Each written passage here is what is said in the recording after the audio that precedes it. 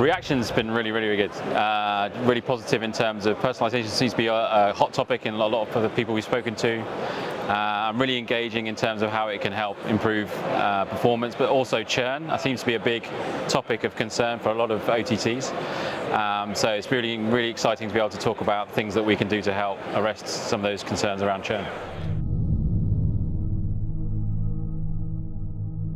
Metadata seems to be a big one in terms of the challenges around keeping it consistent, the gaps in metadata, who to get metadata from, is it third party, generated it yourself.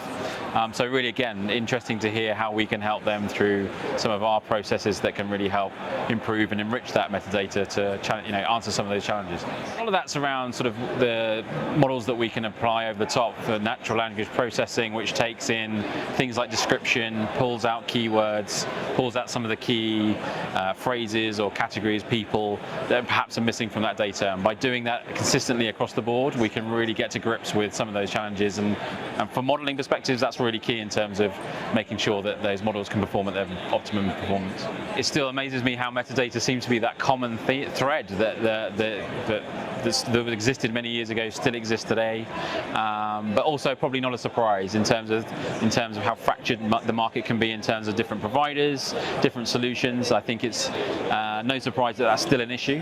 Data quality is still an issue in analytics. It's still an issue in most businesses. So it's not a surprise that that's come up, but perhaps it's still something that business haven't got to grips with yet.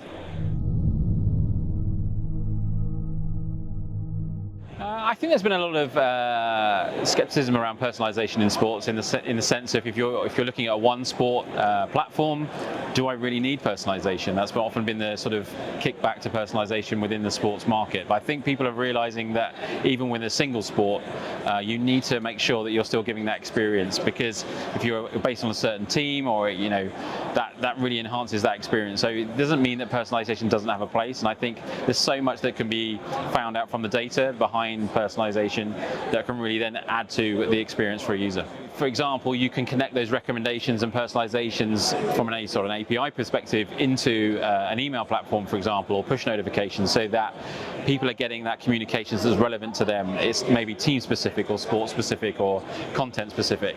And I think that's really important in terms of messaging, because it feels like you're valued, your opinion matters, what you're interested in matters. And I think that whole value connection is really important to make sure that people value that service that you're providing.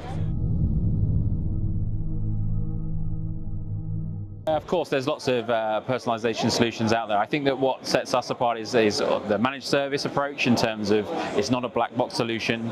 We talk to clients about how it's going to be implemented, how they want it to be designed, and how it's going to perform on their platform. It's not just one model and one approach. It's a blended, a hybrid approach that takes in lots of different methodologies. It's A/B tested.